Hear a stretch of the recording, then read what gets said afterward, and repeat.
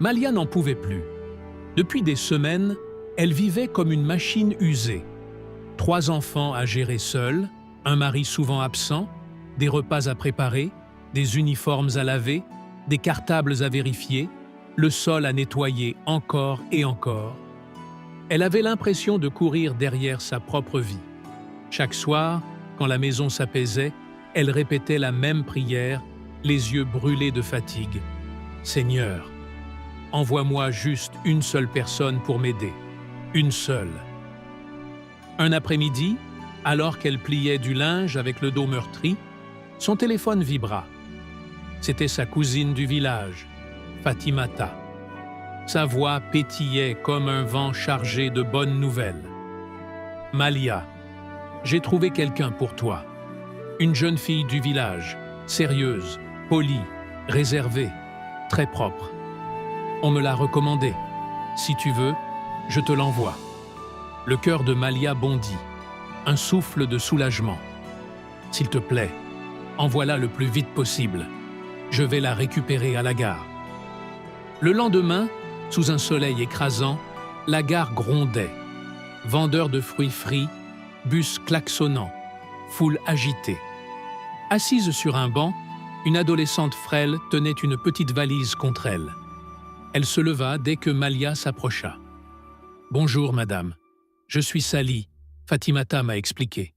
Je suis ici pour travailler. » Une voix douce, calme, une attitude humble. Pas d'insolence, pas de chewing-gum, pas d'air blasé. Exactement ce que Malia avait imploré dans ses prières. Dans la voiture, le silence n'était pas gênant. Sally répondait toujours par « Oui, madame » ou « D'accord, madame ». Pour la première fois depuis longtemps, Malia sentit ses épaules se relâcher. Le soir même, elle comprit que quelque chose venait de changer. La cuisine sentait bon, avant même qu'elle y pense. La vaisselle était propre. Le salon ordonné, sans qu'elle hausse la voix. Les enfants mangèrent sans un seul caprice. Le plus grand goûta et lança « Maman, garde-la, hein! Elle cuisine mieux que toi !» Toute la famille éclata de rire. Même Malia, qui n'avait pas ri sincèrement depuis des semaines. En 2 jours, la maison sembla renaître. Linge plié, sol brillant, enfants coiffés. La paix revenue. Cette nuit-là, en se couchant, Malia murmura « Dieu m'a fait grâce. Cette fille est une bénédiction. » Elle ne se doutait pas que cette bénédiction portait déjà une ombre. Les semaines passèrent. Sally se levait avant tout le monde, rangeait, balayait, préparait les repas sans jamais rechigner. Malia la présentait presque comme un miracle. Elle lui donnait parfois un foulard, un parfum presque vide, une paire de sandales. Mais plus la famille félicitait la jeune fille, plus quelque chose changeait dans le regard de Sally. Chaque fois que Karim, le mari, disait « Sally, ce repas est délicieux », Sally hochait la tête. Mais au fond d'elle, un nouveau discours naissait. « Si je fais tout mieux que madame, pourquoi ne suis-je pas traitée comme elle ?» Un après-midi, timidement, elle entra dans la chambre de Malia. « Madame, est-ce que je pourrais avoir une augmentation? Un petit peu ?» Malia répondit avec douceur. « Ma fille, pas maintenant. Les finances sont serrées. Sois un peu patiente. » Sally hocha la tête.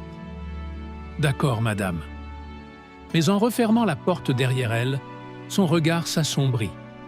La phrase tournait dans sa tête comme une gifle. « Pas maintenant. Pas maintenant. » Le soir même, en remuant la marmite, une rage froide lui traversa la poitrine. Un geste furtif, une pulsion. Elle redressa un peu la tête et laissa tomber un filet de salive dans la soupe. Un frisson parcourut son corps. Pas de culpabilité, une sensation de justice. « Mangez, vous pensez que je suis votre servante? Vous goûterez à ma colère. » La famille se régala comme d'habitude. Et plus ils louèrent la cuisine, plus Sally se sentait triomphante. Ce rituel devint quotidien. Une goutte le matin, une goutte le soir, sans jamais trembler. Puis un jour, la petite Naya tomba malade. Fièvre, vomissements, douleur. À l'hôpital, on parla d'une intoxication alimentaire. En rentrant, Malia dit doucement à Sally « Ma fille, fais un peu plus attention à l'hygiène. D'accord ?»« Oui, madame », répondit Sally, un sourire étrange collé aux lèvres. Pas un sourire tendre, un sourire coupant. Peu à peu, Sally devint plus silencieuse, plus froide, plus observatrice. Un mardi, Malia remarqua que son collier en or, cadeau de mariage, n'était plus dans sa boîte. Elle ne dit rien. 2 jours plus tard, elle aperçut un éclat doré sous le col de Sally lorsqu'elle se pencha. Le même collier. Encore, Malia garda le silence. Ce n'était pas encore le moment. Le samedi suivant, la meilleure amie de Malia, tante Rosine, passa sans prévenir. Quand Malia soupira. « J'ai même perdu mon collier.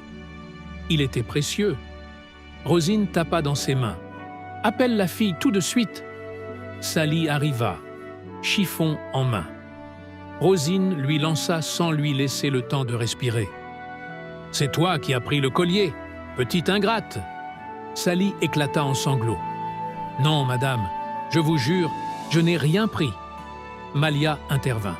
« Rosine, laisse-la, on ne sait pas encore. » Mais Rosine ne céda pas. Le ton monta. Karim arriva et calma tout le monde. Mais dans le cœur de Sally, quelque chose se brisa. Cette nuit-là, elle pleura de rage. Pas de peur, de humiliation. Ils pensent que je suis personne. Ils vont voir. Peu avant l'aube, elle quitta discrètement la maison.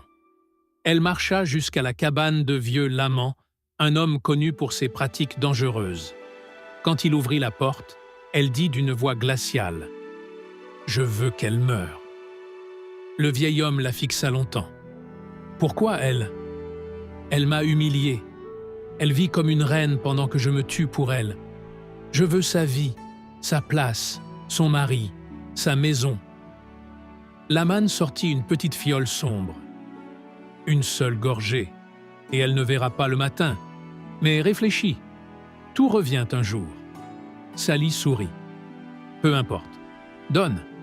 Elle rentra en tenant la fiole comme un trésor. À partir de ce jour, Malia fit des cauchemars atroces. Un cercueil, ses enfants pleurant, des voix lointaines qui l'appelaient. Chaque nuit, elle se réveillait en sueur. Chaque nuit, elle priait. Un lundi brûlant, alors qu'elle lisait sur la véranda, Sally demanda « Madame, voulez-vous une boisson fraîche ?»« Oui, merci ma fille. » Sally prépara la boisson et versa quelques gouttes du liquide noir. Au moment où Malia porta le verre à ses lèvres, le téléphone sonna. Naya avait encore fait un malaise à l'école. Elle posa la boisson et courut hors de la maison. Sally resta figée, les dents serrées, l'occasion perdue. Quelques jours plus tard, Malia eut un pressentiment étrange. Une voix intérieure insistante « Va vérifier, maintenant !» Elle se leva, tremblante, marcha vers la chambre de service et entendit des murmures derrière la porte. Une voix, celle de Sally, mais déformée, sombre, violente. « Aujourd'hui, elle va mourir. Sa maison sera à moi. Ses vêtements, son mari, tout. Quand elle boira ça, ce sera fini. » Le cœur de Malia explosa dans sa poitrine. Elle ouvrit la porte d'un coup. La fiole glissa des mains de Sally et se brisa au sol. Un liquide noir se répandit comme une ombre vivante. « Sally ? C'est quoi ça ?» La jeune fille tomba à genoux. « Madame, je voulais juste me venger. Je n'ai pas réfléchi. Je suis désolé. » Mais ces mots étaient tout vides. Karim arriva, appela immédiatement la police. Devant eux, Sally avoua tout. Le vol, la salive, la fiole, le féticheur. Quand les agents la menottèrent, elle ne résista pas. C'était comme si elle réalisait enfin jusqu'où sa colère l'avait menée. Après la tempête, Malia resta longtemps debout dans le silence, tremblante. Un mélange de soulagement et de chagrin. Elle prit une décision simple mais définitive. Plus jamais, elle ne confierait entièrement sa maison à une seule personne. Elle embaucha quelqu'un pour le ménage, réorganisa les tâches, acheta une machine à laver.